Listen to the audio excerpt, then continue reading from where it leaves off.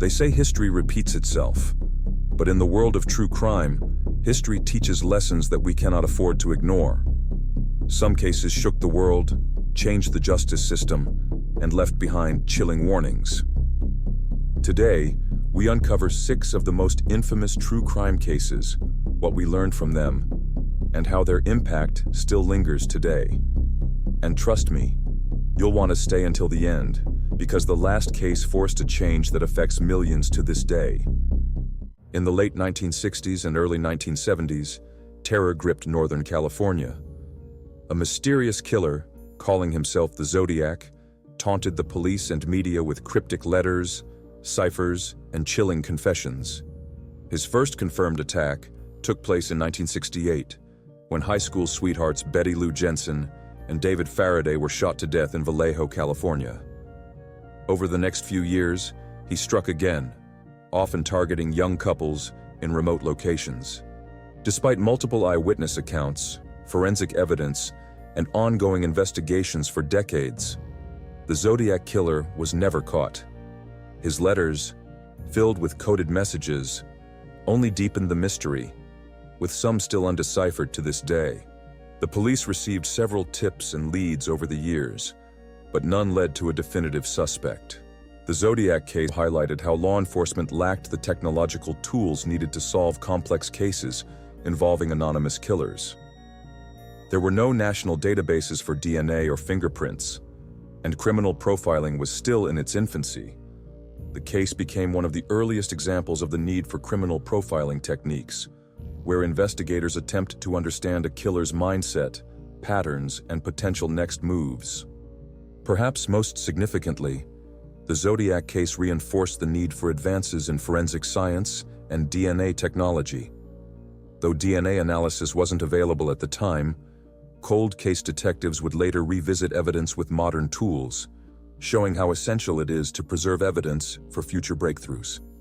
Even though the Zodiac's identity remains a mystery, the investigation's failures and innovations left a permanent mark on criminal investigations, shaping the systems, technology, and strategies used to hunt serial killers today.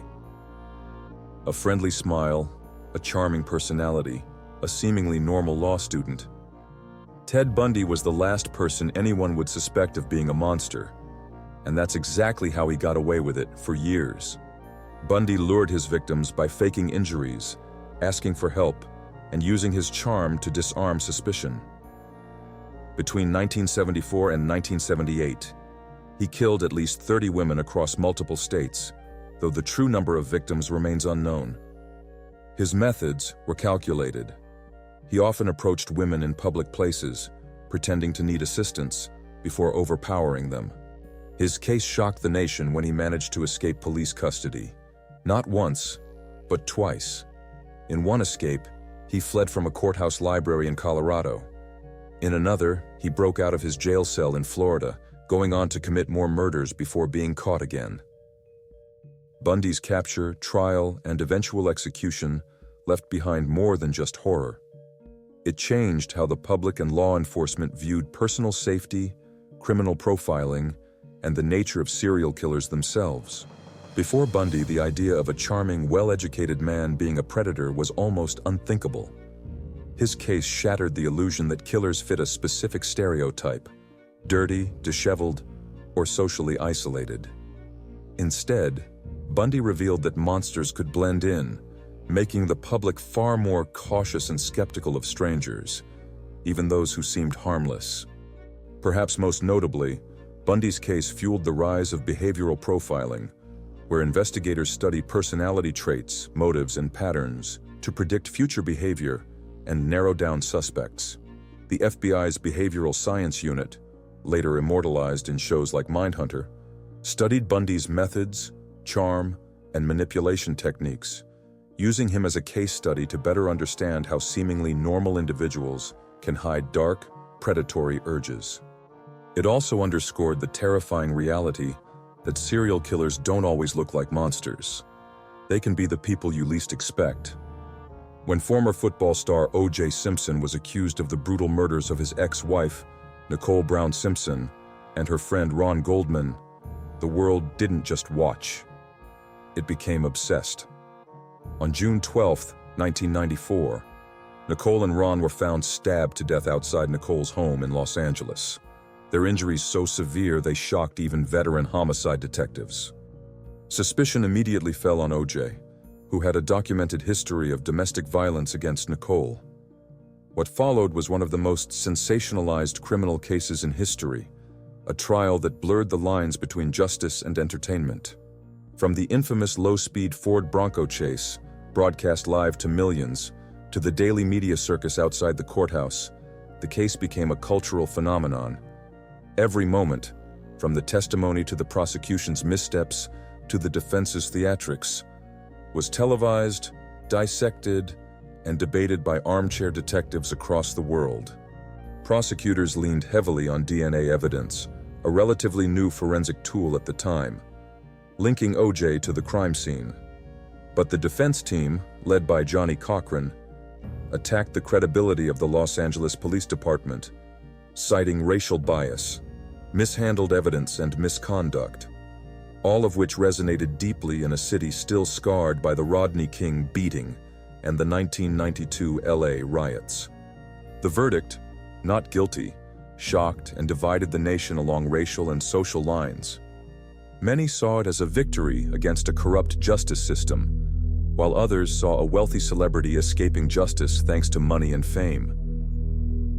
The trial also highlighted the deep racial and economic divides within the American justice system, forcing law enforcement, prosecutors, and defense attorneys to confront how bias, public perception, and media scrutiny influence cases, lessons that still shape high-profile cases today. The use of DNA evidence, while controversial at the time, ultimately helped pave the way for modern forensic advancements. Although Simpson was acquitted in criminal court, the victims' families later won a civil lawsuit, exposing the stark contrast between the burden of proof in criminal versus civil trials, a distinction still cited in legal education. To this day, the phrase, "If the glove doesn't fit, you must acquit," remains a symbol of legal strategy, courtroom theatrics, and the power of a narrative, for better or worse. For decades, a shadow loomed over California. A man known as the Golden State Killer committed over 50 assaults and 13 murders, evading capture for more than 40 years. He taunted authorities by breaking into homes, tying up victims, and even calling them years later to remind them of their terror. Despite his crimes spanning the 1970s and 1980s, authorities struggled to identify him. The case went cold until 2018, when genetic genealogy changed everything. Investigators uploaded DNA from the crime scenes to a public ancestry database, using distant relatives' profiles to build an elaborate family tree. That tree eventually led them to Joseph James D'Angelo, a former police officer living an ordinary suburban life. His arrest and subsequent confession stunned the world, but the case's impact went far beyond his capture. The Golden State Killer investigation forever changed how law enforcement uses DNA technology, introducing forensic genealogy as a powerful tool for solving even the coldest of cases. But it also sparked global debates about privacy, consent, and how personal genetic data should be used. Millions of people who uploaded their DNA to genealogy sites for family history research suddenly found themselves part of a new frontier in law enforcement investigations, whether they realized it or not. To this day, the ethical and legal debates sparked by this case continue, shaping policies that affect the privacy rights of millions of people worldwide. Each of these cases left scars, but they also left lessons. Lessons in forensic science, in human psychology, in justice, and in the dark realities of the world we live in. From the dangers of underestimating a charming face to the revolutionary power of DNA, these cases changed everything.